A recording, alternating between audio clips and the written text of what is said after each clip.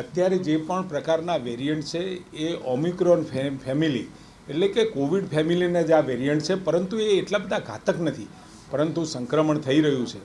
પરંતુ ગઈ વખતે તમે જોયું હોય તો 1ના 2, 2ના 4, 4ના 8 સતત ઉત્તર વધારો થઈ અને પછી ઓલ ઓફ એ ડિક્રીઝ થયા.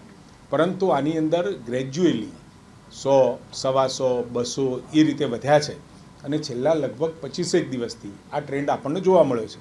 પરંતુ આ એવો કોઈને નુકસાન પહોંચાડી શકે, મોર્ટાલિટી થાય એ પ્રકારનો ટ્રેન્ડ નથી, પરંતુ સાચવવું ચોક્કસ જોઈએ, સાવચેત ચોક્કસ રહેવું જોઈએ.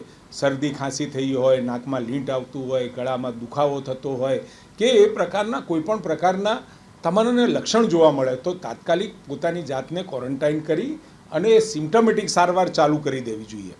અને ખાસ કરી સાચવવાનું કોને છે?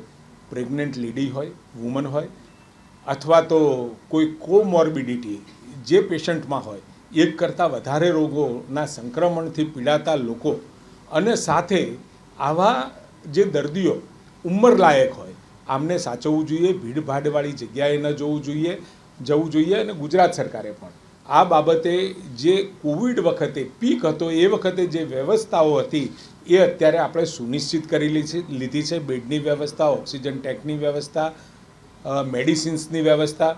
ગુજરાતમાં એટલું બધું ગંભીર નથી, છતાં પણ કેસ ભલે વધતા હોય પરંતુ સતત મોનિટરિંગ આપણે એનું કરી રહ્યા છીએ.